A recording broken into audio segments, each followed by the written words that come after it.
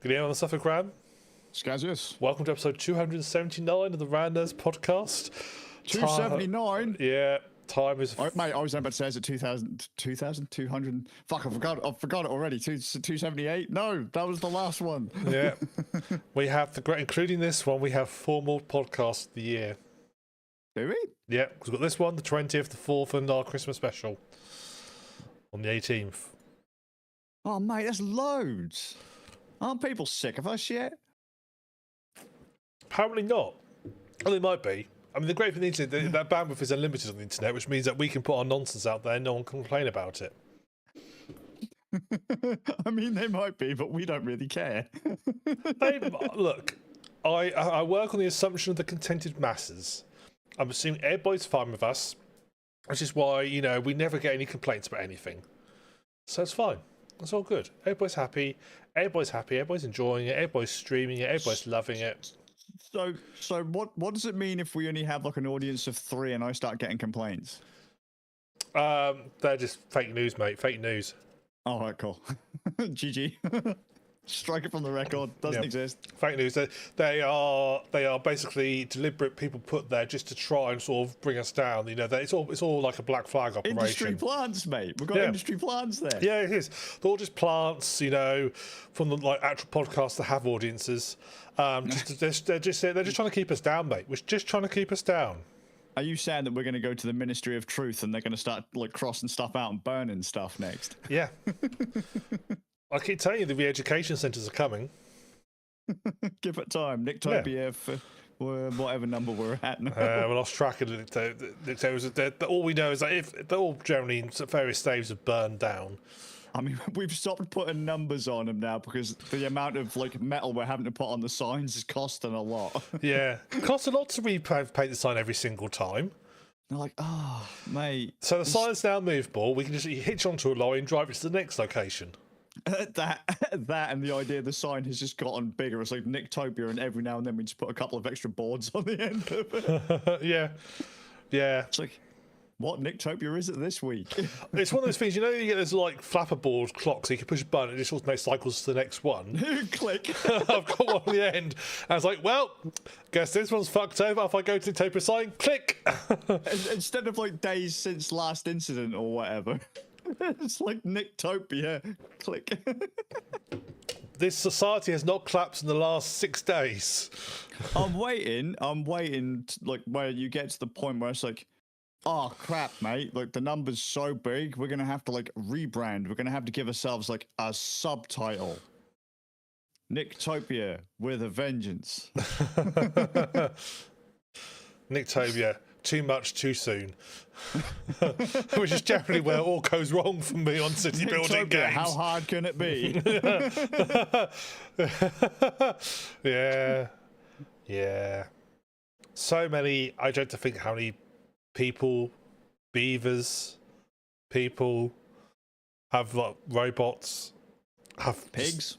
Was it pigs? Squirrels? No, rats. No, Mice? Beavers, mate, beavers. No. They were the later ones. I'm thinking of Tooth and Tail. That was a good one. Oh, that wasn't Nicktopia. That was a strategy. That was a Nicktopia.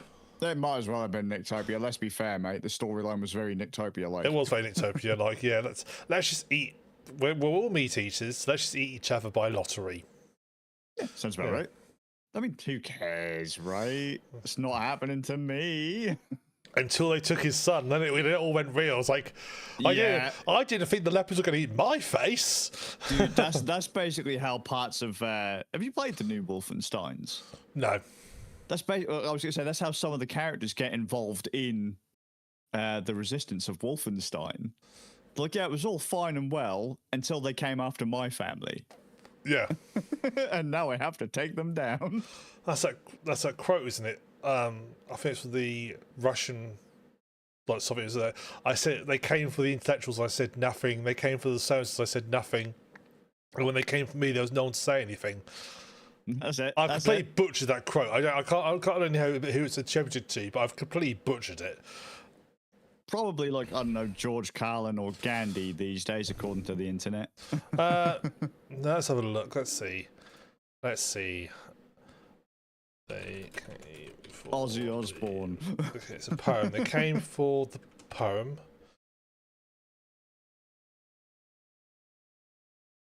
By Pastor Martin Niemöller. That one. Yeah. First, I came for the communists. I did not speak out because I was not a communist. Then I came for the socialists. I did not speak out because I was not a socialist. Then I came for the trade unionists. I did not speak out because I was not a trade unionist. Then I came for the Jews. I did not speak out because I was not a Jew. Then they came for me, and there was no one left to speak out for me. Which still means he was last on the list. So, I mean, he had a good run. who? Let's find out who Pastor. What was it? Who was he? History with Ram. History of Ram. Post-war fame, Martin Niemöller. He was a German theologian and Lutheran pastor. He opposed Nazi regimes in the late 1930s and was sent to a concentration camp for the affiliation with the confessing church. He wanted to the church. After the war, he went to tour around the world to condemn the Nazis and educate people about the importance of rights. He opposed the confessional peace first they came. Seems like a good guy.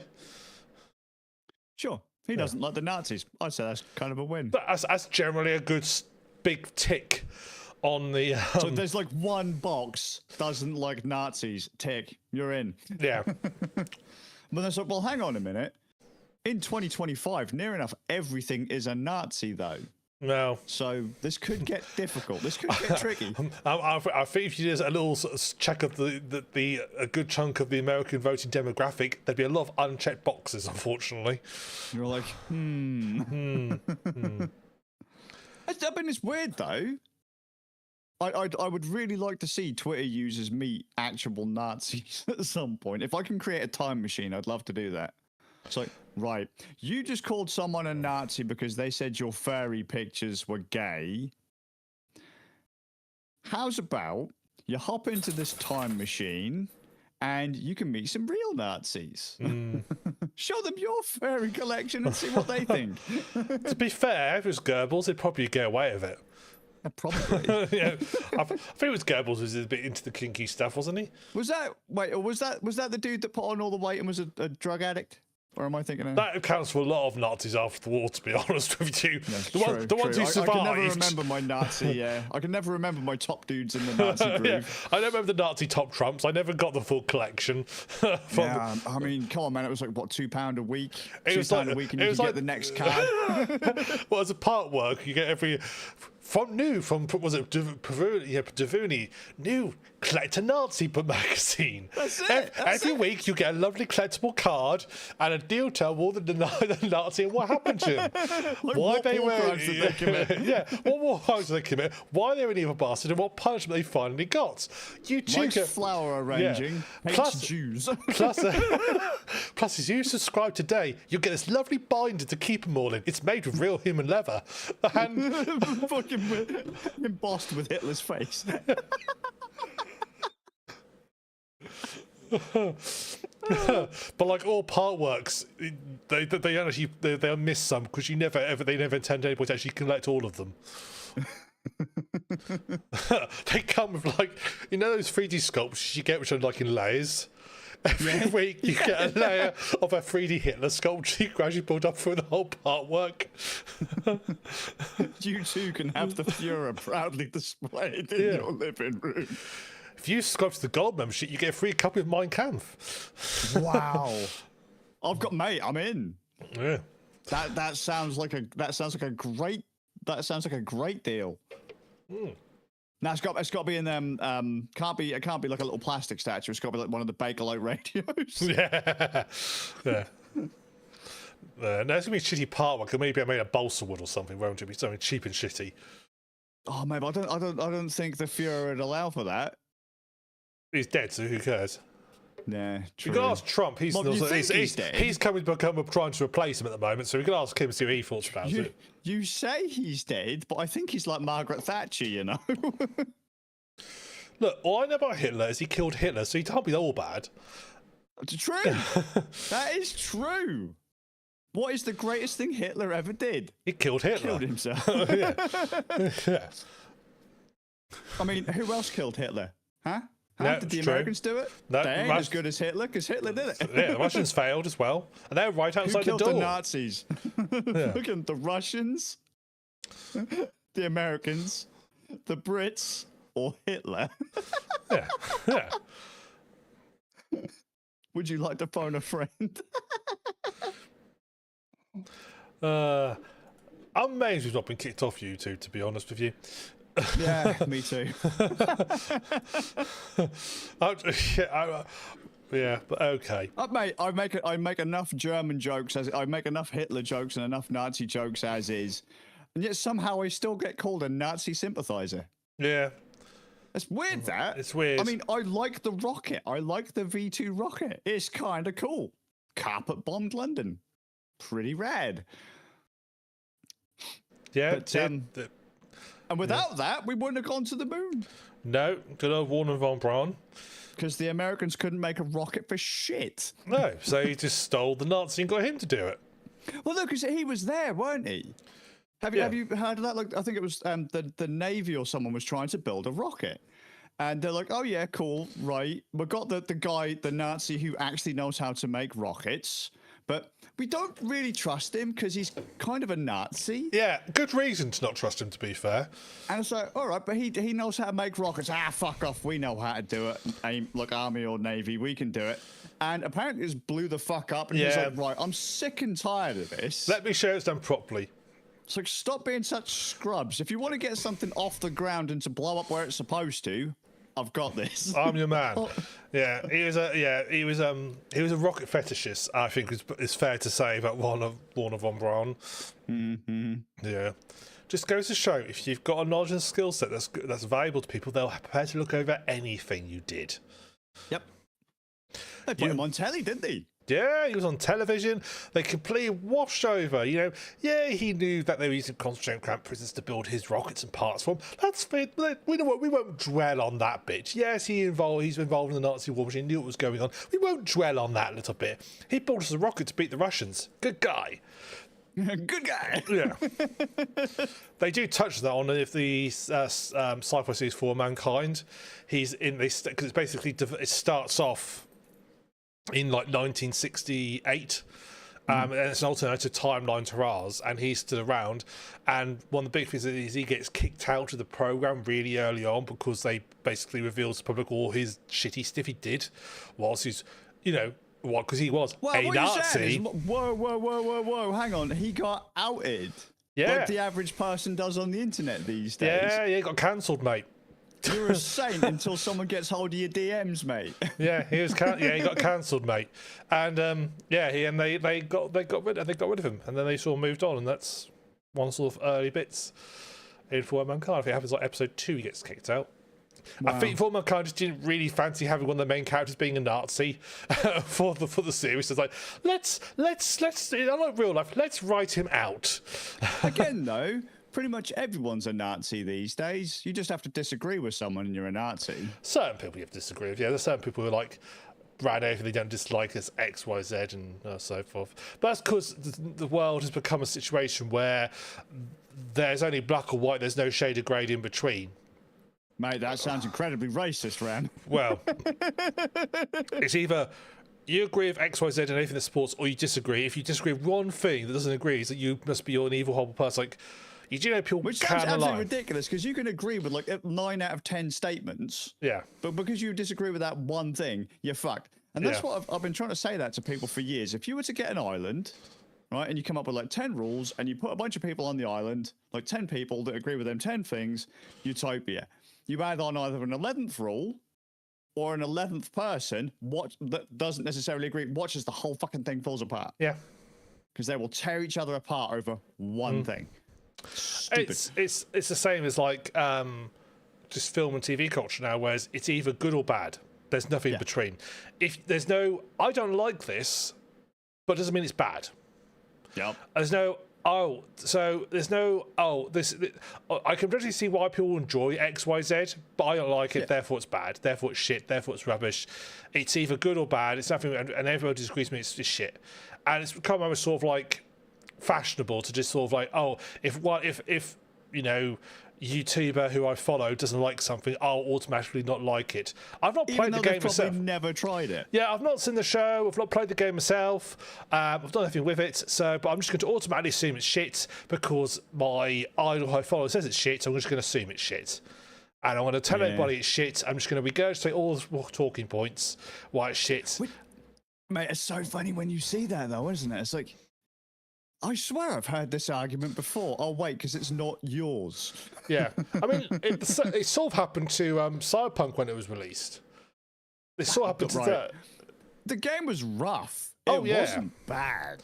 No, the game itself, it was definitely released too early. I think everybody can agree the game needed like another probably 6 months of polish, but it wasn't bad, anywhere near as bad, because a few people sort of made it out to be like it was the worst thing ever made. It's terrible. People. My God, and mate, then, that was a tsunami. But also those people then copied by others. A few, I hate to say the ways, influencers got copied and were copied by everybody else, and were just regurgitated. It's like, have you actually seen like a trailer or played a part of the game at all?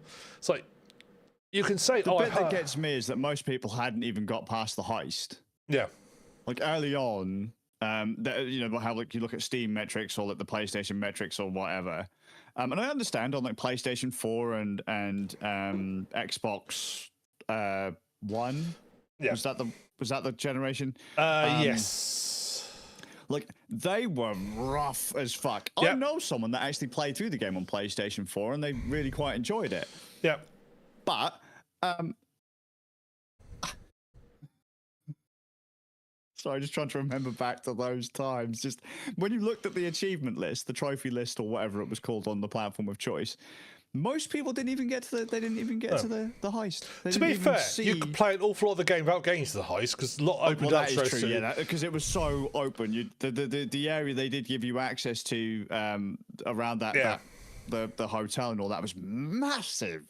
Because I played quite a lot of the game before I got to the heist, because I sort of explored all the area and stuff. So I mean, it was quite far I got to. Actually, I did a lot of gigs and all that beforehand. I was quite overpowered before I got to there. Yeah, likewise. I say that from memory. I'm probably completely wrong, actually, but I'm pretty much. I'm pretty much. I cleared most of the area out before I went to do the heist. Now, question then, actually, have you played the expansion yet? Not yet. No. I kind of want to. I kind of want to replay the whole game before I play the expansion. Yeah, I did that recently. Actually, I've now played it through like 3 times. Yeah. I haven't even touched the expansion yet. I want to play it through again. I want to play through as female V this time, dude, her delivery's great. Yeah, I've heard the characterization is very different, so I want to play through again as female V, and just enjoy the game again. But it's sort of like I want to sort of like. I love the game so much the first time through. I kind of don't want to play it again because I just worry that the shy might come off and be not so good the second time through. I understand what you mean, because like when we played Silent Hill and you quite liked Silent Hill, and I remember this clear as day, telling me how great Silent Hill was. I said it was overrated tat, and by the time we got to the end of it, you were like, I wish we hadn't have done that. Yeah, it didn't hold up well. No, and to be fair, I was the same with Bayonetta recently. I absolutely adored Bayonetta when that came out. I remember exactly where I was when I first saw Bayonetta. I was actually working at a cinema when I started seeing all the trailers and stuff for Bayonetta, and I was like, that's amazing. Yeah, I remember talking about Bayonetta and really loving Bayonetta when it... Dude, I did. I adored Bayonetta. And I came back to playing it recently. What an absolute fucking heap. Yeah. I mean, it's still all right, but... No, although it probably doesn't help that I've gone back and I've played Ninja Gaiden again since. And so I much prefer Ninja Gaiden to Bayonetta. I just didn't, because it had been so long since I'd last played Ninja Gaiden. When Bayonetta came out, Bayonetta just seemed so cool. But playing them both quite close to one another again, so now, mate, Ninja Gaiden is just infinitely better. Yeah. It's just a much better game. Yeah. No, I mean, so wait. So would you just jump into Phantom Liberty now? Just like be done with it? Just jump in, or? But yeah, that's the thing. It's just because you've already finished the game. So could you not just? Because it's a whole separate thing, isn't it?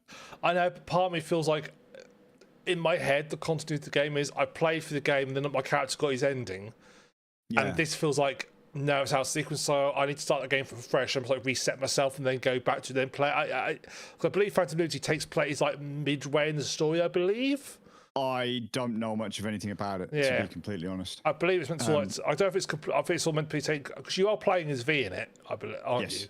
So it has to take because depending on which ending you went for in Cyberpunk, it has to take place before the ending. I mean, I will say they changed a lot after the show came out, Edge Runners. Yes. Like the way all your perks and that work. And it took a while for me to go from like version 1 point whatever to version 2. And my gods, I did not like the way the perks changed my character. Like at all. My build just felt so shite. Yeah, I just didn't like the way they changed all the skills and that. It was still a very fun game, but going through as a new character, having to go through all that, the new skill trees and stuff, for whatever reason, even though it was a simplified version, my brain just melted. I just couldn't, because again, I had so many memories of the last things, like, right, I've got to get that skill and this skill, and then I can do this build. And I was like, wait, shit, where's that skill? I was like, oh yeah, we don't have that anymore. I was like, huh? But I need that skill. I was like, oh no, that's been tied into this skill over here. So oh, that's kind of why I want to replay it from fresh again to sort of like see how much it's changed. Because it's basically, from what I understand, actually a different game now. Obviously storyline wise, but but menu wise is quite different. Gameplay wise is a bit in places. Still quite buggy, actually. Funny enough, I found it to be more buggy this time round than I did when I first played it. But name me an open world game on that sort of scale that isn't buggy. True. I mean, that is a fair thing. I mean, we let Skyrim have a free pass, and yet the remakes of Skyrim still have bugs in them that were in the vanilla game. Yeah, and quite game breaking bugs. I don't think they've ever fixed the bug with the murder in which city is it? Not Winterhold. There's one place you go to. There's like a murder quest, and that's like quite a big long quest line that I think like unlocks some. You get like a unique weapon at the end of it. It's quite a big involved quest line, but it bugs out quite regularly. And if it basically doesn't trigger the first time you go in, it doesn't trigger again. Now on PC, you can go into the console and reset the quest, and then it usually works. On console, you're fucked. It's reload the save and hope it doesn't do it again. Yeah. But I believe it's called Blood on the Ice, the quest. But I believe the quest has still not been fixed, from what I understand. I don't think I've finished an Elder Scrolls game since Oblivion. I've never finished an Elder Scrolls game. Just because of how buggy and frankly trash they are. I will fucking fight someone over that. Those games are fucking terrible. I can understand why some people like them. I really can, but just for me, there are some things that happen in them a little too frequently that just make me go, no. Because if you remember, that's one of the things that scared me about Cyberpunk is I didn't want Fallout, I didn't want Skyrim, and initially it was like that could be like something like those but with a neon coat of paint, and I was like, oh god, please don't. But thankfully the story really did it.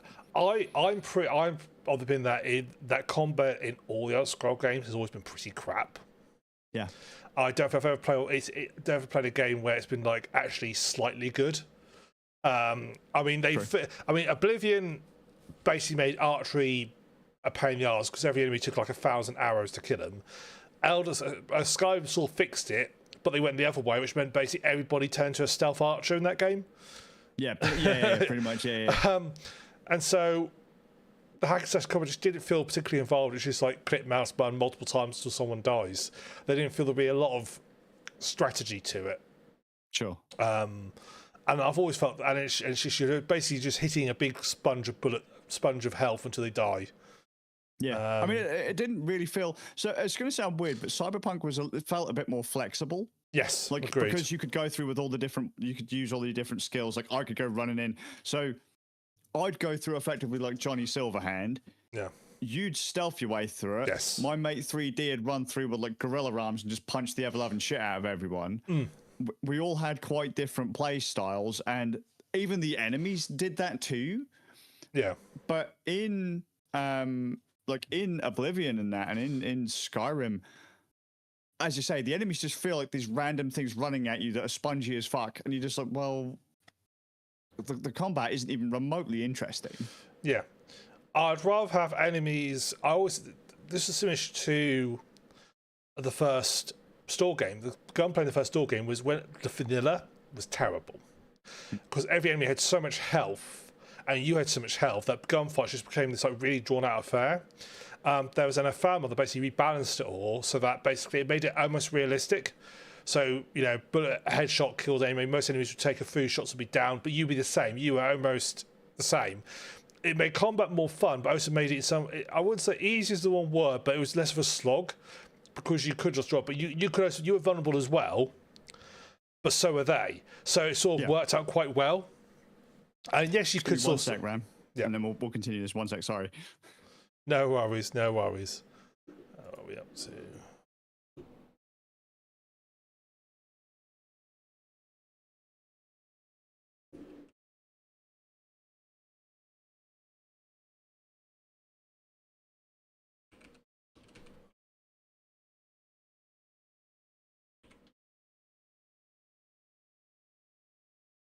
But were people overly critical of the original release though for that kind of thing?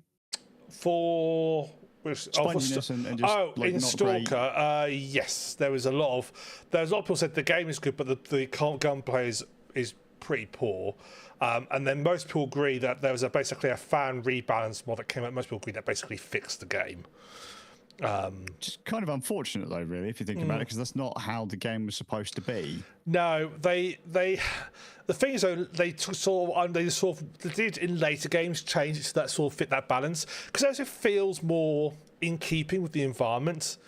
This is the game where it should be like, you know, it should be unfair to get hit. You know, it should be like if you get hit, that's gonna be a big deal. It should be like, you know, combat should be like getting the drop on people and sort of, you know, get it sort of, you know, being like, and if you are actually surviving like a wilderness. So they did sort of like fix it in later games, which I appreciated, and I do think and it's generally why I think the latter of the first sort of generation of sort of games, the last game called Pripyat was definitely the best of the lot because they fixed everything. I certainly think it's better, but yeah, the first one, yeah, you basically rather play mod, it just doesn't work very well modded. But I just think in general, games where your opponents are sponges aren't interesting. Sure. When combat becomes about just throwing enough bullets to rattle down their health bar, and it's just like, okay, I know I'm going to win. I'm just going to take me a long time to win. In a lot of cases, though, could that not be put down to a bad build? A bad build, but then if it's not a case of a bad build, then I mean, obviously at that point it is a mechanical problem because as the game's trying to shoehorn you into playing a specific way. Yeah, I think that's the case. It's games.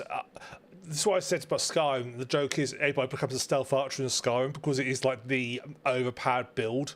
You can play it other ways, but it's like the easiest one to do, and it's the most effective bang for buck, as it were. Can we just throw out there though that we are pretty good at optimizing the fun out of everything? Yes. Because that's like that is the optimum way to play. It's also the least fun way to play. Oh no, being a stealthy player, I quite liked it. To be honest with you, that would drive me. I would absolutely hate it. But I'm the sort of person who quite likes sort of like getting the drop on, taking my time, waiting 10 minutes for the image, walk around the corner, shoot him in the head. That's my kind of like enjoyable play style. So for me, it worked great. That's like when you and Middlemeister were arguing with me about Far Cry 3. It is designed to be stealthy. It's like, no, it isn't. It's not even remotely necessary, but sure. I think actually Far Cry 3, I'd argue, is better balanced in that regards than Skyrim, in that you can play it stealthy, you can also play it gun-ho, both work. Yeah, sure. And which a game should allow, to be fair. An open world game should allow you to do so. I call that a well-designed game that allows different players who have different ways of playing can play the game different ways and enjoy it both ways. That to me is a good designed game, which is why I feel that I've always felt that the Elder Scrolls games have never really been able to get a balance just right, whereas like Cyberpunk did it well. I've never played loud in Deus Ex, but I believe the gunplay is okay for Deus Ex, all like shooty gun. I've never played it loud, so I don't know. Did they not force that? Well, are you talking like day one Deus Ex, or are we talking like the later ones? Revolutions, later ones, yeah. Well, I thought they forced gunplay at one point because there wasn't really an option for stealthy players. So there were the bosses. definitely didn't at first. If you were a stealth-focused player and you got to a boss, you were basically slightly screwed because the bosses weren't designed for stealth. That idea, which was it was a big thing that the game was criticised over. It was like because a lot of people enjoyed the stealth playing games stealthily in Deus Ex because it's games built with lots of ways to stealth. You can sneak through ducts and stuff. There's lots of options to stealth at it. You then get to boss and you can't stealth, and everybody was like, "Well, this is." Boss battles in general aren't great, and I think in most games it's very rare boss battles are done well in most games, and boss battles in that game weren't done great. That's why they did, and all credit to, they basically redesigned all the boss battles so you could do them stealthily. You could, if you were a stealth focused player, you could play that way and fight the bosses. And I have to say, they play the later director's cut version where they changed it all. Credit was credit due. They completely redesigned those levels completely, and they listened to what people were saying. It's like, okay, let's give the option both. You can still go gun blazing if you want, but you can do it stealthily, which is how it should be. It's how those games should allow you to. Don't pretend to give people two options to play a game. Do you want to go in quietly? Do you want to go in loudly? Don't pretend to give people two options if you're not going to allow both options. I appreciate it's very hard to get a balance between the two. It's very difficult. But I think it is definitely doable. But I think fair few games don't really achieve that. Well, I mean, it is a tad weird because the newer Deus Ex games never really gave me a sense of being overly free in them. They're a lot more linear than the earlier game. I would 100% agree with you on that one. The levels were a lot more. It's like a series of areas to go through, but each area you went through had like multiple paths through it, but the levels themselves were fairly linear. The original game was a lot more open. They literally designed places as places and then just sort of left you go for it. So yeah, I will say the original game was better in that regards, which is being remastered at the moment. But from what I've seen, it's just a graphical. Yeah, and I'm not particularly clean how they changed the graphics either. I looked on the scenes they've changed, and it just doesn't look quite right to me. I think one of the original art directors came out and said, "Look, if you're going to do it, just remaster it. Don't do, just remake it. Don't do this weird remaster." And basically said, you've sort of like missed the heart of what we were going for. It looks like a crap texture pack. Yeah, yes, agreed. So I'm not overly like, because Deus Ex is a very clunky game. By modern standards, it's very, very clunky. And if you've played the original, because I played it low, I've lost track how many times I've played the original Deus Ex. I forgive it because I know I was going to be going into it, but I could see how getting to a game who's been brought up in modern games, they would struggle with Deus Ex. I think they would find it very clunky. But I do think that style remake can be done, because I would argue that the System Shock remake did a very good job.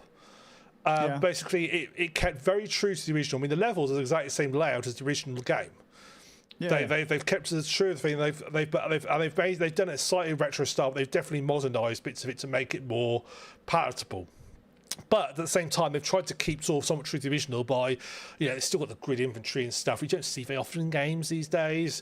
They've still made it sort of, the combat is still fairly unfair. Like how it does, there's no like sort of regenerating health or anything like that in the games. They haven't put that in it. So I think they struck the right balance in the remake. Whereas I think that, it looked to me like they've just, they've slapped a texture pack on it and called it good. And I would dare say, if you dug underneath the helmet, you'd probably find a lot of those textures have been run through an AI tool to make them. Probably. Yeah. It's a bit like the Grand Theft Auto remasters, where they just basically clearly just ran it through like some tools to really just do all the textures and include some hilarious things, like because it basically just softened, like basically put more polygons in. And there's a great example because there's like a shop in the original Grand Theft Auto San Andreas, and it's a mechanic shop, and its icon is a nut, like a 600 hex nut basically. Yeah. In the remaster, it's a donut, because it just obviously ran it through the tool and just like, oh, you mean with polygons? This is meant to be round. I'll make it round for you. Oh wow. Yeah. It's like, well done, guys. Someone wasn't paying attention, and People just, I don't really think they care. I think they just like what they do is they go, we've tested it on this. This looks fine. Run the rest of it through it. That was fine for that one thing. It'll be fine for the rest. And that's just not how it should be done. But no, exactly right. Exactly right. That's modern dev for you. Yeah. That is modern dev for you. I've noticed a lot of, especially like a lot of older games that have recently started to come back. They feel a lot more jank. You can feel a lot more modern tacked into them, and you're like, it didn't need any of this. No, it doesn't feel like the game that it came from. If that makes any sense, like it feels more like this game over here rather than the one that it's supposed to be. Yes. Yep. Agreed. It's a real fine art of modernising a game to make improve quality of life, which is fine, but you mustn't at the same time pull out the heart of the game, because in some cases a lot of the jank made the game. It's a bit like watching like older films and TV shows and sci-fi stuff that's then been remastered. A lot of what made it good was how that is all slightly janky. We look like, say, old school Doctor Who. It all looks a bit jank and shit because it was made on a shoe screen budget, and half the time it looked really shit. And then if they decide to remaster and like redo all the ground stuff, it's like it all loses its soul a little bit. And the same is true of games. You know, let's just. Can we say that that's actually probably also a thing when a game series gets too big? Or like when a series gets too big and they go from that kind of janky, cheesy, you know, whether it be TV, games, music, or whatever, they go from that janky kind of low budget look, but it's adorable, to this is overproduced shite. Like the cracks start to show more because they've put more polish on it. Yeah. If that makes any sense at all. Kind of like, you know, when someone starts heaping praise on a certain thing, this looks so good. It's from the same people who did it, XYZ. Look at what they can do with an actual budget. But then you start going over it with a finer toothed comb and you're like, there isn't actually really a lot of substance here, guys. And the whole thing just starts to crumble. Yeah, I've just sent you the image of the... Oh, wow, yeah. Oh, dear. Yeah. Yeah. It's like, oops. Someone Good job, guys. Yeah, well done, guys. Someone fucked that up. Again, modern game dev, mate. They don't care. They're just trying to get more money out of it. Yeah. That's all they're doing. Just trying to make a quick buck. Yeah. Can we re-release this old shit? Yeah. How long will it take? You can do it in a couple months? Cool. Do it.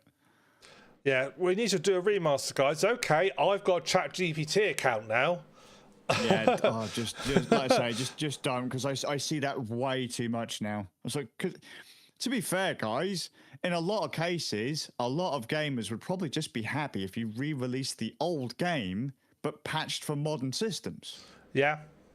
You know, give us like the original game, but give us like, if it's a 4x3 game, give us a 16:9 option, ideally without maybe breaking it so that you can see too much. Yeah. You know, sometimes like when enemies are like hiding around corners and stuff, you don't want to break that. You don't want to pull back the magician's curtain.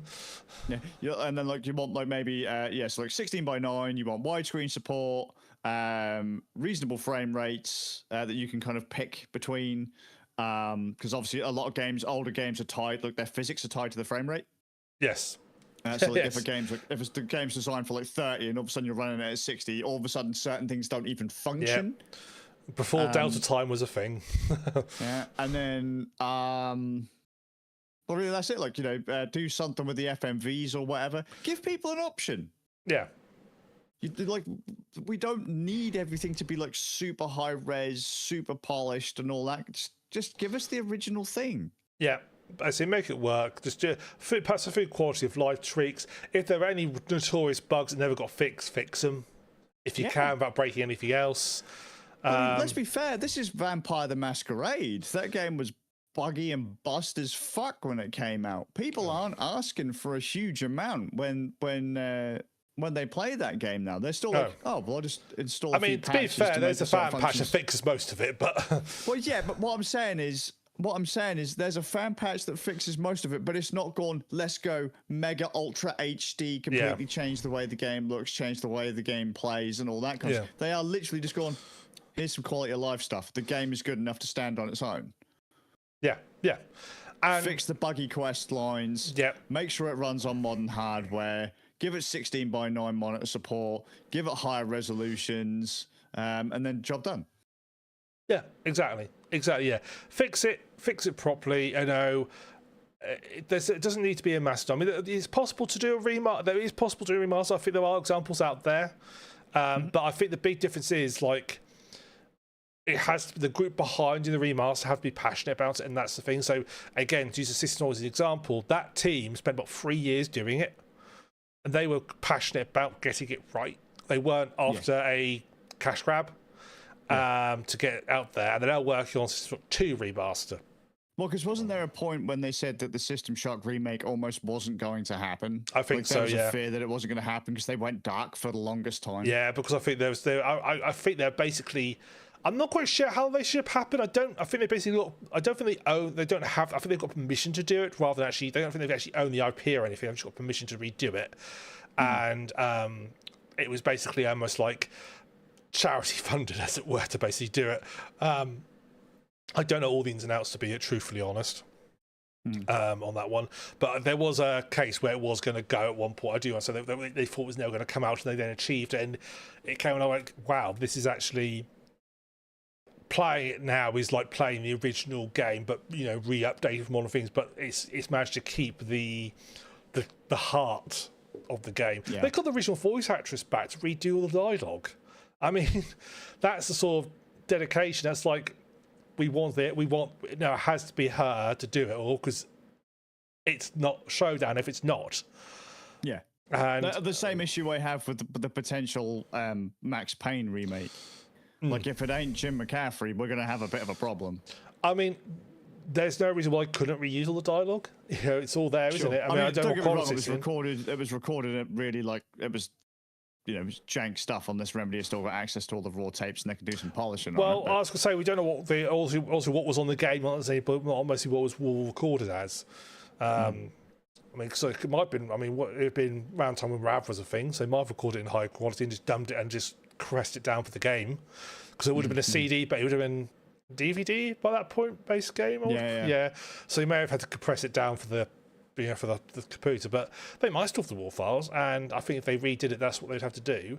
But I just think it's a tightrope to walk when it comes to remastering games. It's a real tough tightrope, and I don't envy anyone trying it, and it's very easy to fall off either side and to maintain the balance of it.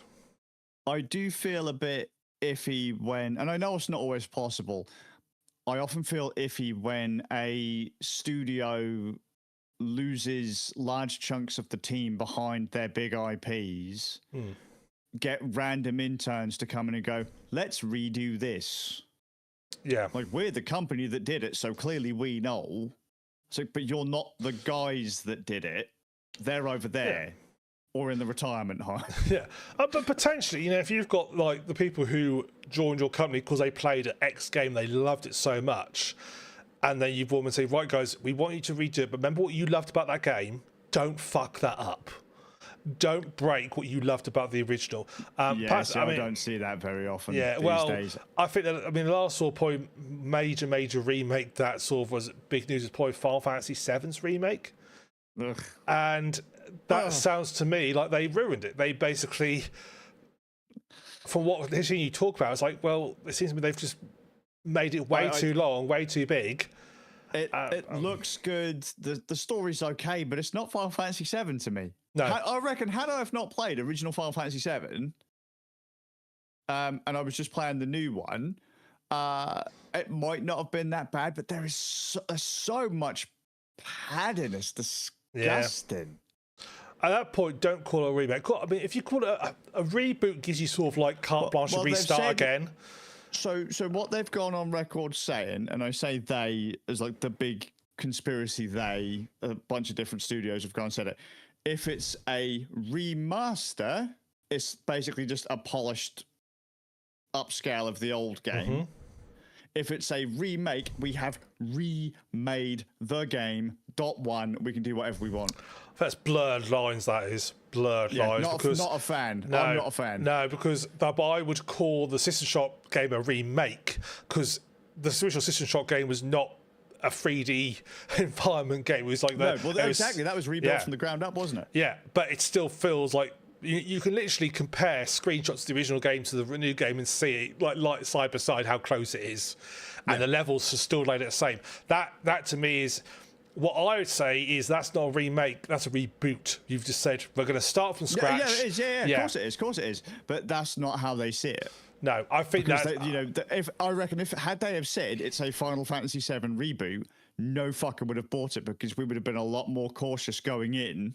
Yeah, I think that's just a after the fact trying to get out of jail free card situation. Yes. Yeah. Yeah. Oh, it's because as soon as you put the word "re" in it, it implies you're just rework on the original game, and a remake to me does not shout. I mean, you imagine if you went in and said, we've had to remake the Mona Lisa, and it's like a modern day AI generated portrait of like somebody from like this. You say that's not a remake. That's a completely different thing. If like the original Mona Lisa got destroyed or whatever, and they had to rebuild it again, you expect it to come back and look the same as the original. Very close to the original as possibly you can. I wouldn't have minded Final Fantasy VII's remake to look like Final Fantasy VII Remake, but just hit the same story beats as Final Fantasy VII. I mean, Final Fantasy didn't need this multiverse shit going on. I mean, it's not like Final Fantasy VII was a short game. No. About, what, 30 hours? Yeah, it's not exactly, by modern standards, that's not exactly a short game. No. To me, a short game is about anything between a short. If it's about, I would say an average game length these days, I expect between 6 to 10 hours. Not so much an RPG. An RPG is different, but yeah, but it is an RPG though, isn't it? So that's why saying a 30-hour game is kind of that's really on the short end of an RPG these days. If you're a Persona fan, you're comfortable putting in hundreds of hours into an RPG. Yeah, well, they're just mad, aren't they? So well, they are, to be fair. But I think that was also kind of the problem with Final Fantasy VII, in that I suppose what I'm saying is there's enough meat there as it is. You don't need to put more meat into it. But what they ended up doing was actually tacking on a bunch of stuff that got cut from the original game. Once you actually realise that, parts of the remake aren't so bad. Yeah. However, it's the way they've chosen to weave it all in and deliver it, and then turn effectively a 30-hour game into a 90 to 100+ hour game. But then at the same time, you've got to ask yourself, why was it cut? Was it cut because they just didn't have time to do it, or was it cut because it doesn't quite work? Because there's a very different reason why things are cut. It's like a lot of time when you look on like deleted, when back in the days when you used to have DVDs and stuff, you could look at deleted scenes in a film. Yeah. And a lot of time you look at deleted scenes, you go, yeah, I can see why they both put that in the film. That doesn't really add anything. I can see why they both put. Some, not always. I mean, Extended Lord of the Rings are great. The Aliens. The director's cut of Aliens, which has got a lot of extra stuff added into it. They cut out the theatrical version. It's great because it adds in a lot of stuff from the colony before it happened. There's some real great scenes in that they cut out that works well. But there's also a lot of scenes that they probably decide now we're not going to put that in because that just doesn't really add anything. Sure. And I think that's the sort of question you ask yourself is why. The flip side is the Hobbit films add a lot of stuff into those films that were basically from other sources, other books, that made the films from what should have been a 3-hour film to sit in a three 3-hour films, which basically made them worse. And basically made them feel like an absolute mess because it wasn't really films, in my opinion. I agree. I think they are all it's so much of that was just like this was not necessary, and so much so cliche. It's like the Hobbit book's about half the length. I think the first book, Lord of the Rings book, so that should have been a 2-hour film. That should not have been a 9-hour film. And there's extended editions as well. That should not be a thing. That's not how that should work. You can't just keep doing that. So they pulled a lot of stuff in from other books and tried to pad it out. But a lot of those books were like sort of companions. They weren't meant to be like films. And so they basically ruined it. But there we go. What do we know about these things, eh? I mean, hey. So talk about games now. With two men shouting at clouds. That's it, mate. And I feel like that more and more every fucking day. Yeah. The trouble is, though, Ramp, I haven't played anything, so I hope you have. You lie. We have played something. Right? FBC Firebreak. Oh fuck! I forgot. Well, I weren't sure if you wanted to save that one until we finished. Well, we've technically gone through all the missions in the game, which we are now getting. Let's be fair, that isn't particularly difficult. No, it isn't. 6, 7, 6, something like that. Yeah, 6, 7 missions. There aren't many. FBC Firebreak. The game didn't get. I can understand. Actually, to be fair, although I see at times that this isn't as bad as I thought, we have had it has been a few months since release, and they have changed things and fixed things and added more content. They've changed a lot. Yeah, so I can understand. I could see why playing it the first time through, why you would feel a bit shortchanged if you paid 34, 40 odd quid for that, brand new, right on day release. I could see why you'd feel very shortchanged by it. Should be noted that very few of the players were Steam players. So very few of the players actually paid for it. True, that is true. I spoke to a lot of people around launch, and very few people actually paid for it. Yes, it was on Games Pass, wasn't it? It was on Game Pass and PlayStation Plus from .1. Yeah. So majority of people didn't even pay for it, and they still punked it out. Also, I found a lot of people who shat on it had never even played Control. Yes. Although I don't think Control is a. I think you could still. I mean, still you would miss out a lot on the storyline beats, but I think that you could still play it without playing Control, and so it would just be like this weird level. Because obviously, we had Zaber, who hasn't played Control, has he? And so me and you were getting stuff that he wasn't. I would argue though that by the end of it, the one that really didn't want to play it anymore was Zaber. Yeah. Because he was getting incredibly frustrated with it. Whereas you and I understood why things were happening the way they were happening and why it was like it was, and yet Zaber didn't have that connection. So where you and I had a connection to Control, he didn't. He was a lot more likely to put it down faster than we were. Yeah. I mean, we did basically beat ourselves over the head by we went too hard, probably too soon. Because we were absolutely fucked over. So perhaps we should talk about the game. So Control, it's a 3-person co-op, extractor shooter type game where you go in, complete objective, then get out. It's set in the Control universe. So in the Federal Bureau of Control, you are a what do they call it? Is it cleaner? They call you. Is it cleaner? Well, you're just a member of Team Firebreak, so. But they call I think they call them cleaners, don't they? But I believe that's what they call them. And you are basically, when shit gets bad, you're meant to go down there and basically kill all the hiss enemies and basically all such secure objectives. And there's like 7 maps with a very specific objective. What I liked about the maps though was the objectives change a little bit as you play different difficulty levels. So like the first map we played was in the quarry area, and that was quite short for us. But if you play on a high level, there's more to do, which I quite like. You had to collect like these nodules from the ceiling and stuff and put them in like this control thing. Base game, you just roll it to the end of your gun and you leave. In the hard version, you have to get to a rocket ship and launch rocket into space. It's a pretty straightforward gunplay. There's no sort of character classes per se. It just depends what outfit you pick. So there's like there's like a outfit that does all about repairing and stuff. There's got the jump kit, the fix kit, and the splash kit, and each character has their own speciality. Yeah. With the jump kit basically being able to, I will say, I noticed you guys weren't using any of your skills at all. I was using my skills. You weren't jumping through the air. You were jump kit, weren't you? Yeah.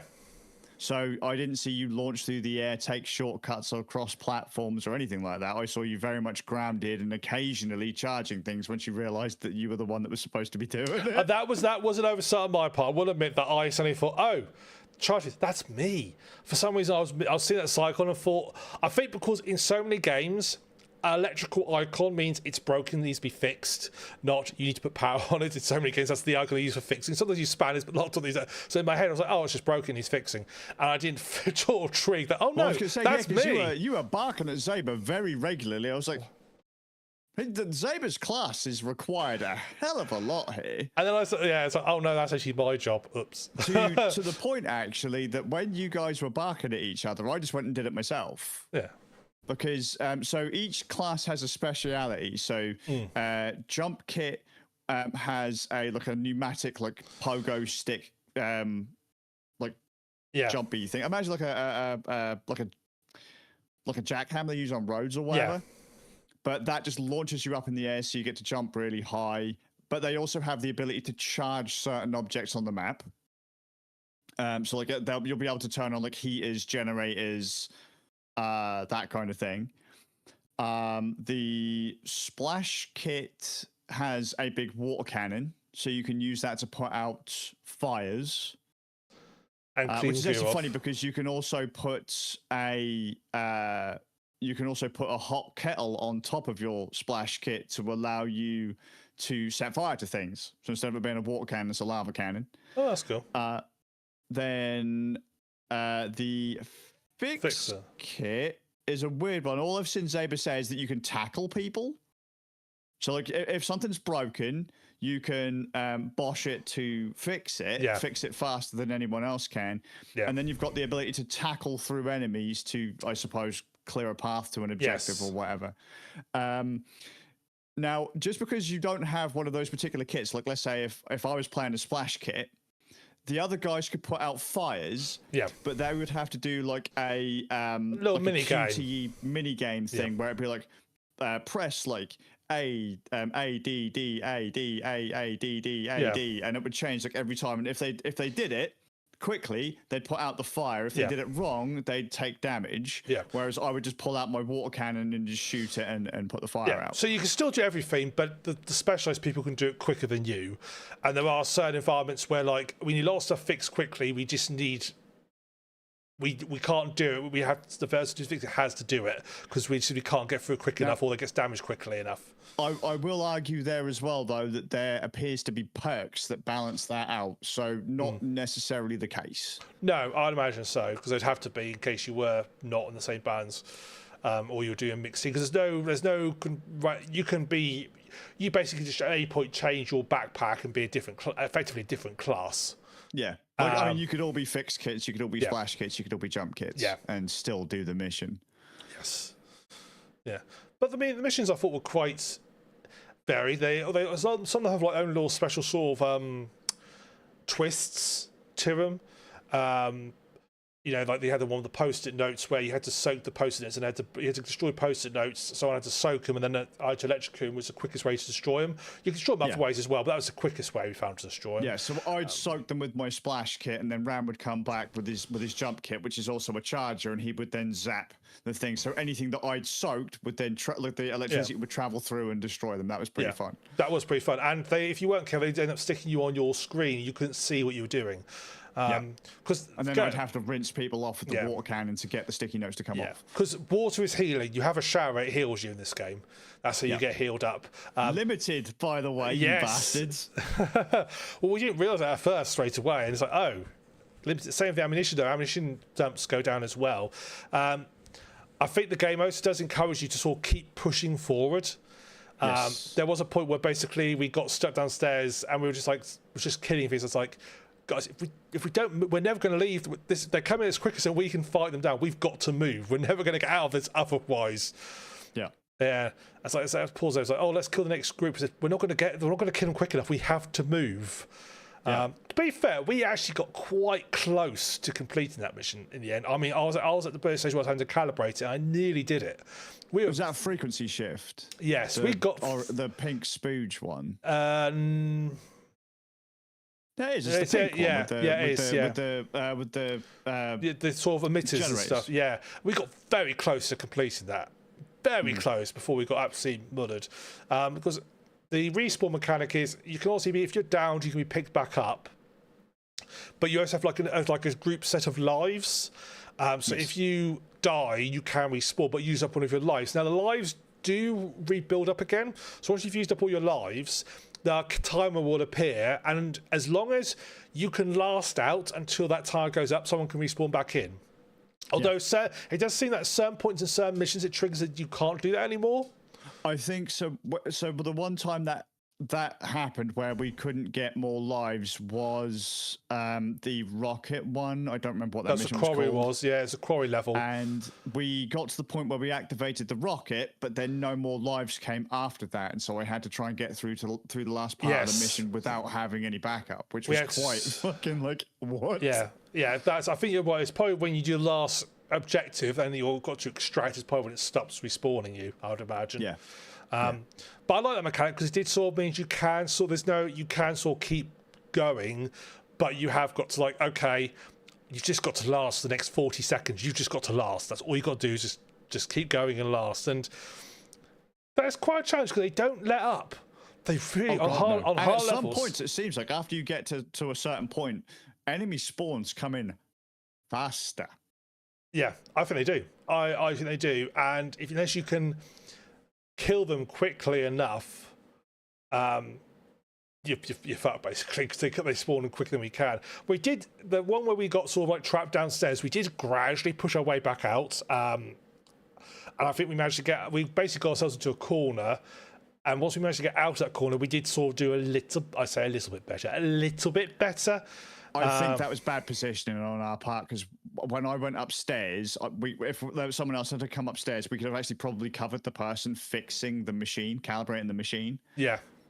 But that was crazy. We killed thousands of enemies in that mission. Well, we must have literally thousands of enemies. We were there for about 45 minutes, and they were just spawning in over and over and over. And it's like, wow. There has to come a point where the hitters use up all the employees of FBC. Well, yeah, basically, yeah. Well, because that's also part of the story, really, isn't it? That the FBC is on lockdown and has been since Jesse became the director. But I think they'd been on lockdown for like 6 years at this point. Yes, I think so. And so that's why all of the guys' gear seems really, really, really cobbled together because they're hanging on for dear life. Yeah. I like the story. Yeah, the storyline is there's not much of a storyline to it. There is you get like your little intro storyline when they bring back the puppets. That's great. You know, bring back the old Threshold Kid style. Training montage. They bring that all back. But you have to, and each mission has got there is a storyline about which ties in with the original because you are basically visiting the areas that you visited in the control. You get and it's basically all the classic areas, so the quarry, the furnace, the office with all the. Admittedly, the furnace is just a side piece in the basement of the oldest house. It is, but it's in the maintenance sector. But it's also quite a. I'd say it's one of the bits that people remember from the game because it's quite a interesting little bit. You know, so it's one of the first weird ones, isn't it? Artie tells you to pacify the furnace by feeding it like toxic waste. Yeah, and that's basically because you also go to the bit where the ski lift area of Artie disappears off to his holiday, don't you? Mm. And yeah, I love the fact that each map has something different about it and a bit unique about it. I quite like that. I mean, I thought the gunplay was actually quite good. Yes, I agree.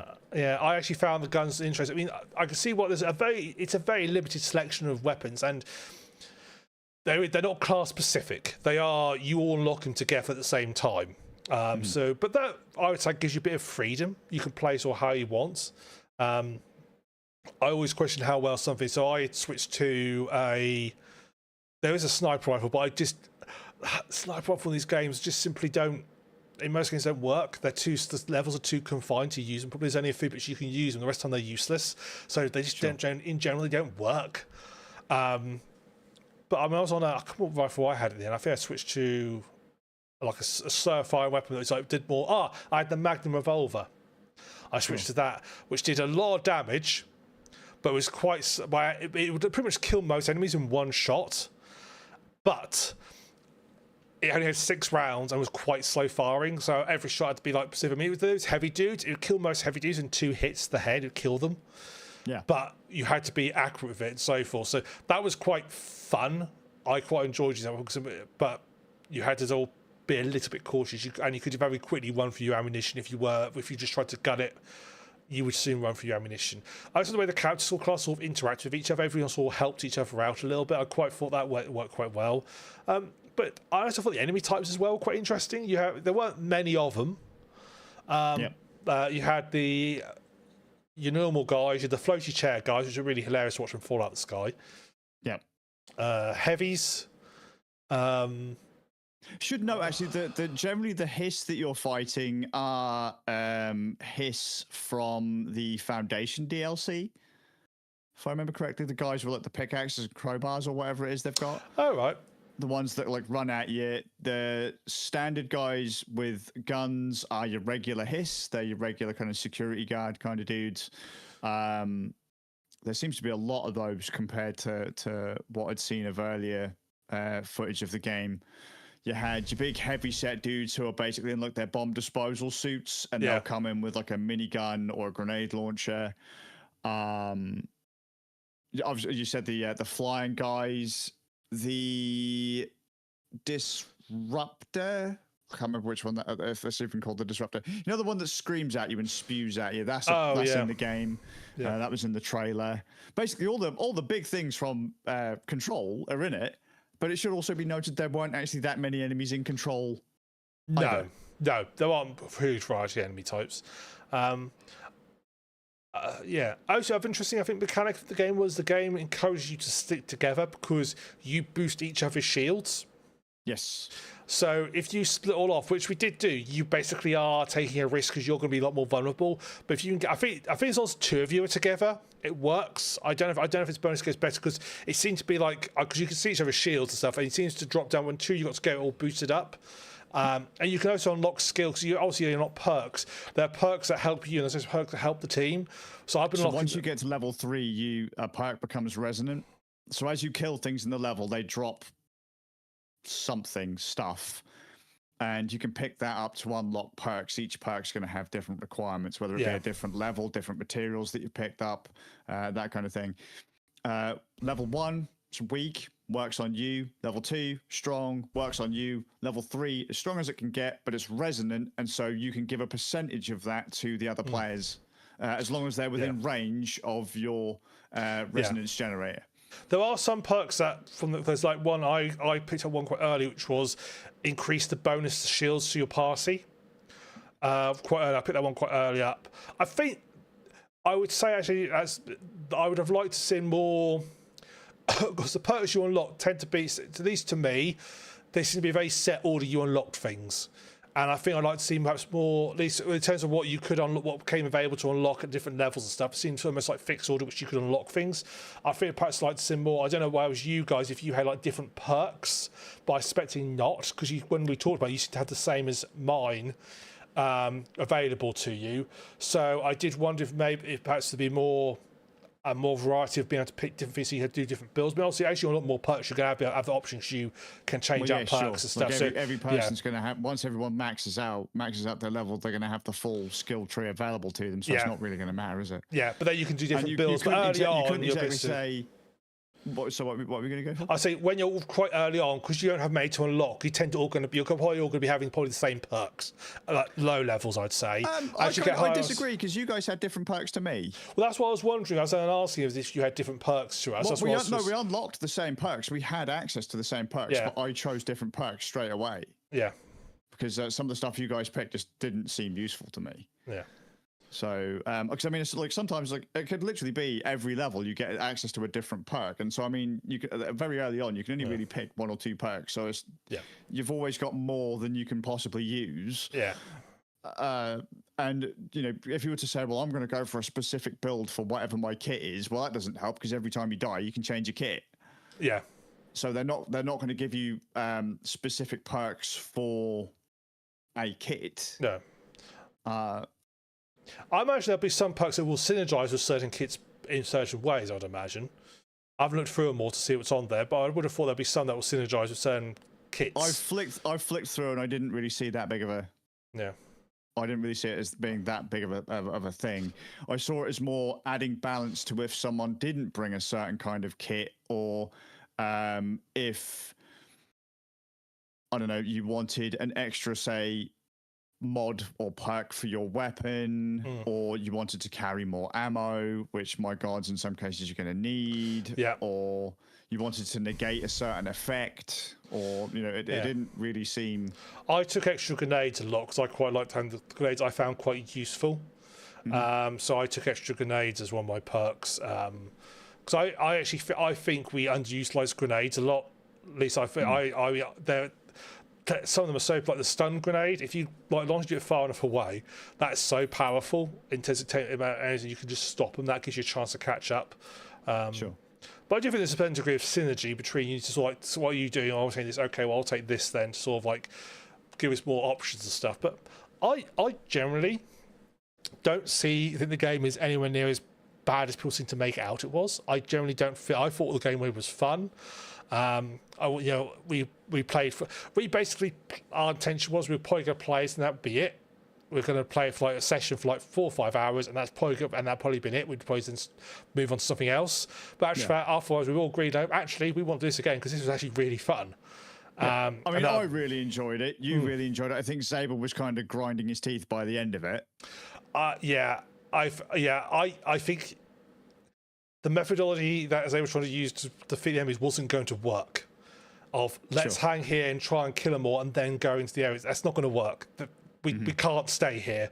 This is they're just going to keep coming and we're not going to make any progress. We're just going to keep spawning, killing a load, running out of ammunition, dying, respawning, killing a load of ammunition. We've got to move. We've got to do shit. It probably also didn't help that we weren't properly utilizing kits. Yeah. Because, like, for example, on the level that we got trapped on, that seemed to very heavily focus on Zaber's kit. And, well, if Zaber wasn't there... Yeah. Let's say Zaber was the one doing the covering, and yet we needed someone to do repairs. Yeah. We need him he was down the guy there. that needed to be doing it. So... Which is what you need to do. Obviously, you'll get... it's just on the artifacts as well. Like my artifact, which is a great stun artifact, it's also really easy to fuck your entire team up if you're not careful, because it goes such a large area. If you're too close, you will stun everybody and hurt everybody. But it's great for crowd control. It stops everybody down, slows everybody down, and allows you to stun them. I did find it was quite effective actually with when I ran out of ammunition, I had a stun mechanic. And I was with you, and I basically just kept stunning the enemies, so you could just keep attacking them. Yeah, I could soak them, couldn't I? And then you could zap them, and that actually does quite a bit of damage. It functions like a stun grenade or like a zap grenade. And it works because, at least for my stun, it's infinite. I'm assuming your soaker is the same. Yeah, as long as I don't cause it to overheat, there is a limit to how much I can kind of fire before I burn out. In my case, there's a charge up time between each shot. Yeah, and I have a cooldown, so I can fire the cannon, and then it goes like 3, 2, 1. Oh no, you're overheating, so I have to let it go to let it cool down. But that worked. We were able to fight our way out by working, because I think the game really does sort of want you to work together. It's rewarding teamwork straight away, like hardcore. I really like the way that the mechanics all blend together. The water combined with the shock kit or the jump kit, the way that we're able to like shoot sprinklers to wash off negative effects instead of like using a shower. All right, the sprinklers didn't heal us, but they still managed to get rid of like the pink spooge from that. Which you could level. As well. You could wash off. You can't heal people, but you can. We actually, that's not true. You have got a healing drop, but your weapon heals people, and your weapon doesn't heal people, but does clean off the negative effects still. Yes. So you are a support character, really, in a way. So, but we should also throw out there that it's nice that the levels are designed in a way that you don't need those players, though, because obviously if I wasn't playing the splash kit, again, the sprinklers are there, so you could still fire at the sprinklers. They're all nicely marked as well. Yeah, I think the levels are well designed. I think they're all well designed. From what we play, I think they're all good. Mm-hmm. I didn't play as Davis because I can't remember what his kit was like. So obviously you play the tutorial player's kit, or you're able to play as a fixer in the tutorial. But I didn't play, so I don't know what sort of unique bits is. I mean, I had a device. You'll get like a unique drop. So he has a turret. I have a device that can distract things. Again, automatically though, you're seeing synergy there because I can plonk that someone to distract enemies, and he set up so it can see it. Yeah, and the enemies will run towards it, and then Turtle can shoot them more. Or like perhaps I could plonk it down, and you could soak the area of water, soak the enemies they go up to, and I can then shock them.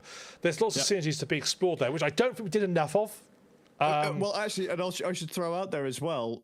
Even my healing tank. So I have like a big old tank that I can put on the floor. If I then pull out my kit, I can fill it with water, and it acts like a heal. However, if I use my special ability, which turns my thing into a lava cannon, I can fill that up with lava. Oh, cool! And cause it to do damage too. That's cool. That's cool. Splash kit seems to be incredibly flexible with what you can. What I also like how that all the power-ups are also quite. I mean, your healing thing, pretty much. If you were in range of that whilst it's activated, you're seemingly quite invulnerable. It heals you so quickly that possibly that hard difficulties may not be the case. But whilst you had that going, we could basically hold out against pretty much a horde of people. Yep. I mean, it takes a little bit of time to set up, but once it's set up, we are good until it runs out. Yeah. I actually think yours is actually the most versatile a lot because yours, once it's running, it's just running, whereas my distraction device gets easily destroyed, and so does Saber's turret. So I actually think that yours is probably, out of the three sort of special drops, is probably the best one because it's basically a small invulnerability section. Yeah, sure. Yeah. But no, yeah. But I really think the game got a very unfair rap when it came out. I don't think it's anywhere near as bad. I mean, I would say it's just as good as, Left 4 Dead or Payday 2. Yeah, I would say. No, I agree. I agree. I think people kind of took one look at it, went Remedy, went Control, and then said, well, I don't really know if I want to pay. I don't even know how much it is, like base price. Like 35 quid. Something like that. On Steam, it's 35. I don't want to pay for this for like 6-7 levels, a handful of guns. I heard it was quite buggy on launch, but what I will say is it's got cross-play on it. I was playing on Xbox, you guys were playing on PC. It mechanically functions pretty well. You can see the systems are there, just needed a bit of polish. Yeah. And for all the people going, well, there's no story, play Control, you fuck. I actually did I had a debate with someone, well, I say debate, it was more of a shouting match, telling me that FBC was complete shite because it didn't have any story and all you were doing was shooting random zombies. Yeah. But you don't get that because it's a side game to Control. Yes. It's part of a whole series of games you've never played, so you won't get it.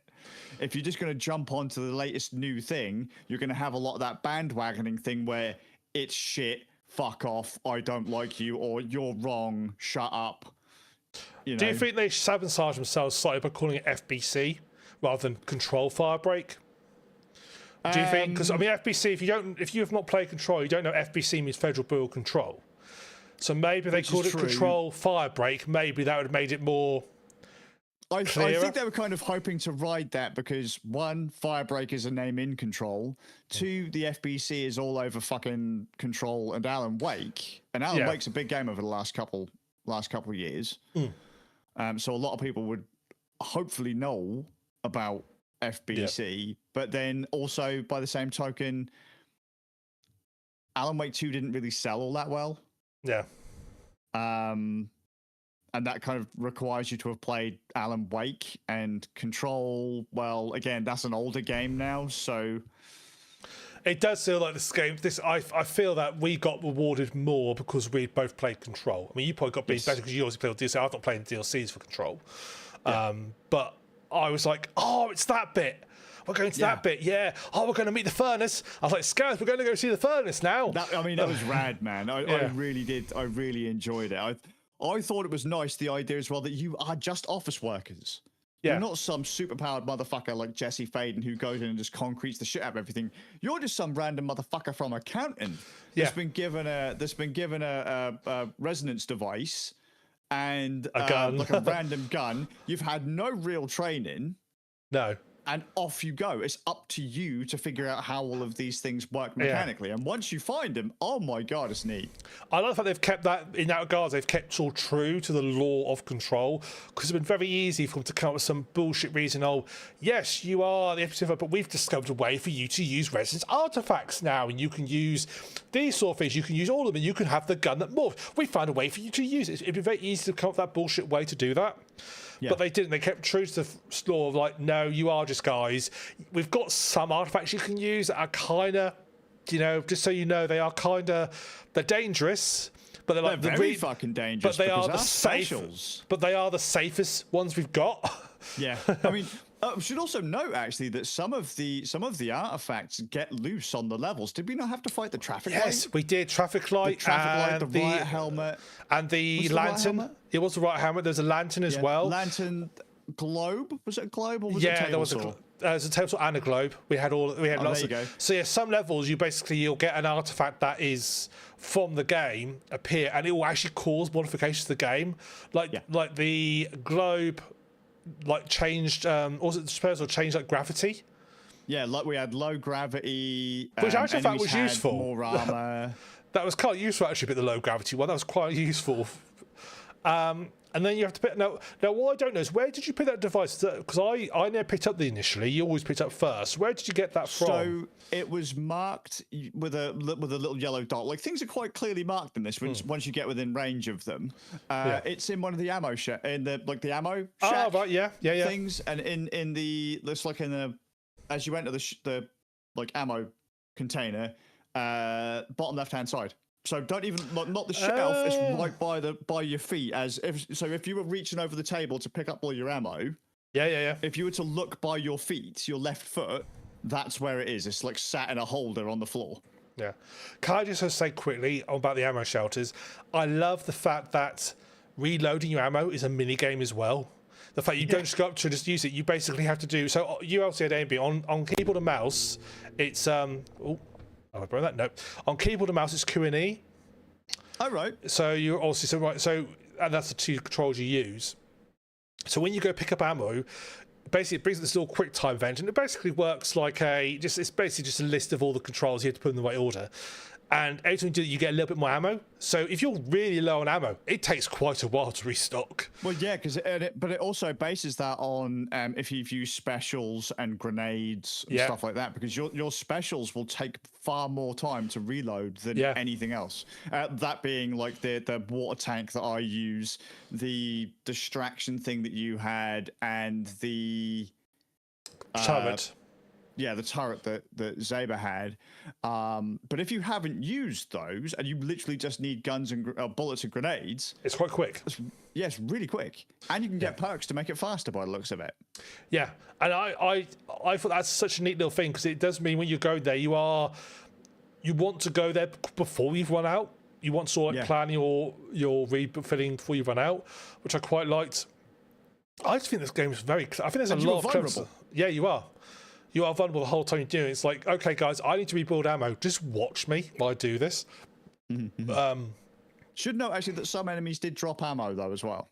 Yeah, the heavy enemies do. But I think they only drop ammo for like your guns. Definitely drop like grenades and stuff like that. Yeah, it's just your basic stuff. Yeah, but it's still and you can useful. actually open up like checkpoints as you go through the levels, like the shelters, like the resident shelters. Yes, and those would have like some ammo pickups, some grenades. Yeah. I think they had like a sprinkler in them so you could clean off status effects, and a sink used to heal. Yes, they basically are like a mini little hold-up area. However, you're not safe because the enemies will still rush them. Yes, and if you activate them, enemies spawn on your ass. Yeah. You will actually alert. So if you're in the middle of an enemy wave, if someone hits that and you're already struggling, you might find yourself getting overrun because the hiss just turns up right on wherever. Because when you open the thing, an alarm goes, doesn't it? Like a siren goes off, and the hiss are attracted to noise. I think Zaven might have done that in one of those. Don't open those. Oh, you've opened it. Yeah. Oh, bless it. Because if you don't do it though, when you die, you spawn back and your teammate doesn't pick you up, you go all the way back to the start of the level. Yeah. Yes. And that means you're away from resonance. You might have to fight through waves of enemies if they've been left behind. Yep. In general, though, the enemies tend to spawn where the main group is. So, or where, I don't know if it's where the main group is or where like the objective is. I'm not sure which it is, because you did often when I died and respawned in the lift in that last level, it was dead quiet. There was no one there. There was no enemies at all, and it took me. Actually, I got lost trying to find my way back to you because it was quite a bit of a maze. I eventually found my way back to you guys, and that's where the enemies were. And it's like, okay, so I don't know if it's like, here's the objective, all the spawns are going to happen around here, or if it's like the main group is here, we're going to spawn around here. I suspect it's the objective. which makes the spawning happen. And Sure. also it sets where they are going. I suspect, but I don't know for definite. Did you have any preference to which levels you liked more than others, or were there any levels you didn't like particularly? Oh, good question. Admittedly, you know, only going through them like a couple of times each piece. Yeah. So you had the quarry with the radiation mechanic, didn't you? Yes. You then had the ski lift with the freezer mechanic, which you only played once. You had the... No, we did that twice. Did we ski lift twice? Oh, we did. You're right. Yes, we did. Yeah, we did. You then had the fire furnace. Yeah. That was the furnace where you had to when the furnace got high, you had to all take cover from it. I thought that was quite neat. Yeah. I wouldn't say any of them particularly didn't work for me, if I'm honest. Nothing jumps out. I mean, I enjoyed the sticky note level only because that's one of my favourite bits from Control. But that's more like because it's from Control. It's the sticky note bit. Yeah, this is fun. Nothing jumped at me as I don't want to do this level. Nothing jumped like that. What about yourself? Did you have any sort of preferences? Hotfix and Paper Chase were my two favourites that we did. So the furnace and the sticky notes. The radiation one was okay. There's probably something more going on there that we haven't clicked to. The Pink Spooge Resonance one, I was not a fan of that at all. Yeah, I can see that, yeah. I liked the stress of it towards the end because the enemies kept spawning. I loved that, but trying to get through all of that stuff was a bit of a bollock. Yeah. I don't mind, I see what you mean. It's nice to have the stress, but you've got to be making progress. Yeah. That and sometimes we just randomly die. Like an enemy would, all of a sudden an enemy would be explosive and we'd die. Yeah. That one was an odd one. It wasn't a bad level by any stretch, but it was probably lower on my list. Oh, I didn't like the mold level. I didn't like that one at all either. I was going to say mold probably easily goes to the bottom. I mean, I hated the mold level in Control.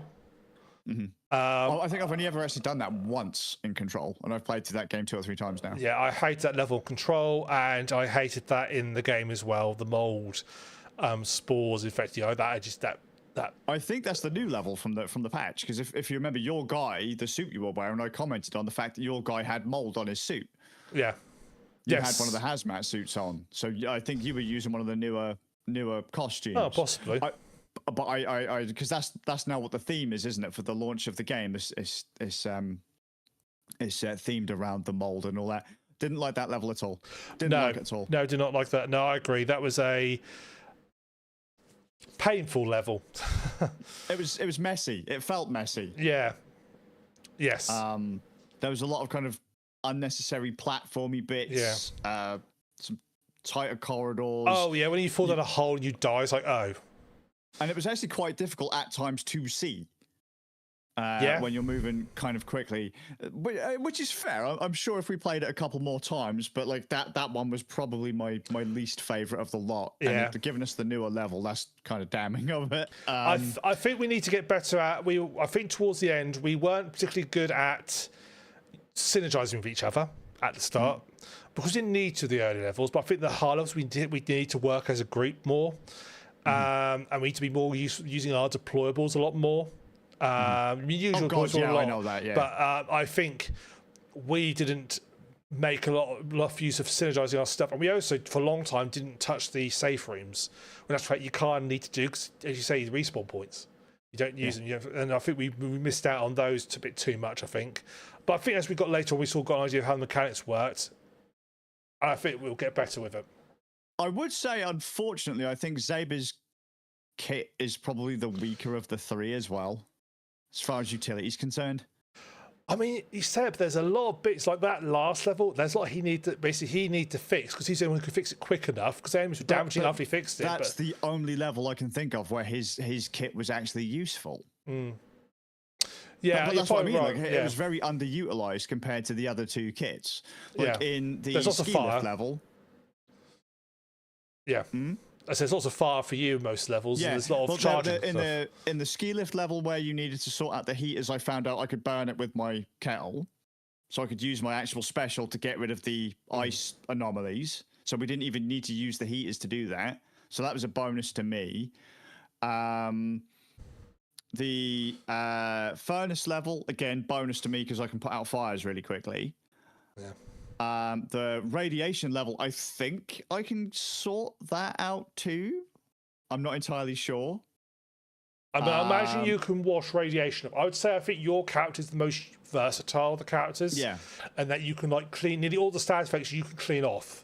I would say if you're going to use the traditional fantasy, I would say your class is probably the support class, but who's also quite good at assault because a lot of your stuff is about supporting us, but you're also good at shooting it. You actually got this all the combat stuff as well. I would say your character is probably the most versatile and useful. Ability is supposed to be you, clearly. Yeah. Yes. Yes, I think. Yeah, and I think there's yeah, and once I could get around to once I realised I actually the charging up of things, you could charge also very quickly. Yeah, sure. It's a bit annoying. You have to charge up your gun to charge up something else, and also annoyingly, a lot of things you charge up only work if you charge them from a certain direction. Well, yeah, because there's a charge plate, isn't there, on the front? Yeah. So you can't just be close to. You've got to be in a certain direction. And it took me a second to realise that I can't just run up to and just aim at the hitbox and fire. I need to actually aim at the right part of the hitbox and fire. And there were a couple of times like, well, there was the right bit, which I must have been not quite on it perfectly, and it's then gone, oh, no. Sure. Or you didn't have enough charge, which, I mean, whichever it would have been. Yeah. But yeah, I feel... Yeah. Did you actually use the jump in the jump kit at all? I didn't even know. I'll be honest with you, Skazz, I didn't know that was a thing. I thought my thing was charging things up and using it to ram people. No, so, mate, so the whole idea of your kit is that instead of, like, say, following us up ramps and stuff, you know, on the furnace levels, where, like, we'd go down a couple of levels, you could either run the stairs to go back up or climb up things, like heaters and stuff like that. You could have just literally used your jump gun and flown through the air to have done that. I'll have to try it next time we play, because I thought I did try shooting at the ground, see what happened. Didn't nothing seem to happen. No, you don't use the charge. You don't use the charge feature. Each gun has got a secondary fire function. Okay. Each kit has got a secondary fire. So Zaber, if he uses regular shoot button, he just claps things with his spanner, and his other fire option, I think, was the tackle. He said he had. Mine, I could either fire a huge glob of water, or like I could twist this thing on the side, which would cause it to overheat, but it would also fire like tons of little bursts of water. Yeah. And so I think yours is charge and jump. I'll try it next time we play. Because that's one of the things on the trailer, mate. Like, your guy is flying through the air like mad. Like, I'll try. I can rocket jump. Yay. Yeah, well, that's it. I think that's what your guy is supposed to be. I mean, so there's slight clue. There's still quite slight clue in the title, I suppose. Yeah, yeah, jump kit. I'll try that. I think there's probably a lot more, you know, that we needed to really learn to. Yes. We're not utilising our abilities quite perfectly yet. Fucking. Do we know though if like levels or stats go between kits? I don't quite understand how that works. Like, so if I logged on tonight and flipped on to like jump kit or whatever, or fix kit, would I have a whole different leveling thing? Or yeah, I mean, I don't know. I'm going to say probably not. I would imagine because the kit has a level. Ooh, 1 second. The kit has a level and the character has a level, or yes, the kit has a level because your kit level isn't as fast as your character level.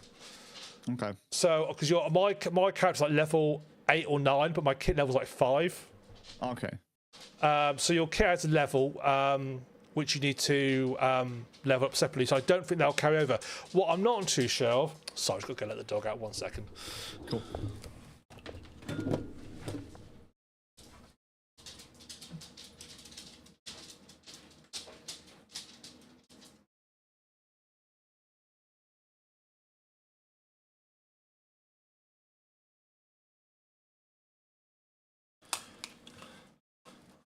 Sorry, she's an old dog now, which means she doesn't get to go. She can have an accident. Bless her. She's not old. She's still young. Still beautiful. Yeah.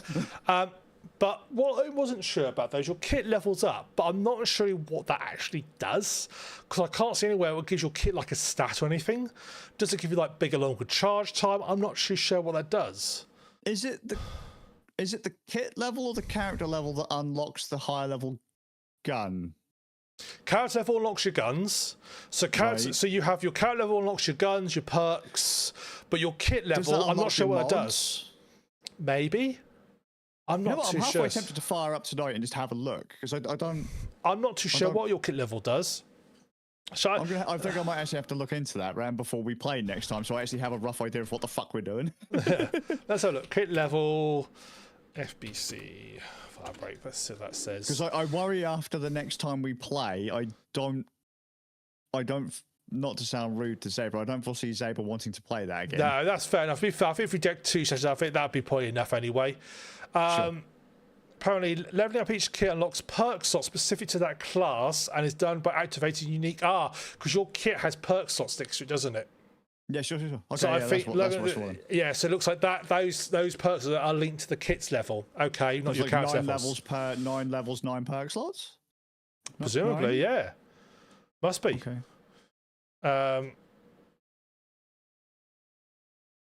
Yeah, so that must be so that's also what. So yeah, that's what Aussie does. I will say there's a lot of parts of the game which aren't particularly clear how they work. It's sort of lead to figure out for yourself. But overall, I say we're definitely gonna play it again. We will play it again. Can I just throw out that there's some variance in levels too. So like you could go through the same level twice and have different things that you have to do. Is that based on the level difficulty, or is that because I know that the quality? Because we went through the furnace level about 2 or 3 times. One time we just ran straight. We went through it. I think. Yeah. Was it not one time there was a section where we had to pick up like heaters or whatever to put in a certain area, like a defend the zone thing, gather and defend. And then, like another time, we didn't have to do that either. We were playing different difficulty levels at that stage, though, so I wonder if it's difficulty level dependent. I don't know. I have no idea then. Right, Swift, stop that. Don't rip apart. She's found a crisp packet. She's ripping apart now. Good. I think the different objectives are based on your difficulty because we didn't actually play. We played from more level 1 to level, and then we started playing again at higher levels. So I don't know if that's like just randomized missions or if it's the difficulty level change what you have to do. Okay. I'm not sure. I do think perhaps we need to go do a couple of levels at like means to go and try and get some XP up because we were. Well, I don't think we're quite the right level, or we're maybe close to, but I don't think we're quite the right level to do those higher levels. Sure, I get you. It's not. It's not like we're stats based. It's the idea that we were still using like level 2 guns, and I think there's 3 they list per class or per type. And I think high level perks might give you bonuses and stuff, which we need. Yeah. So, I think we need to do that. But yeah, FBC Firebreak. Don't believe the hype. It's actually a really good game. Yeah, I think, mate. I think it's fucking great. Right, unpopular opinion. I'm probably going to make that my game of the year.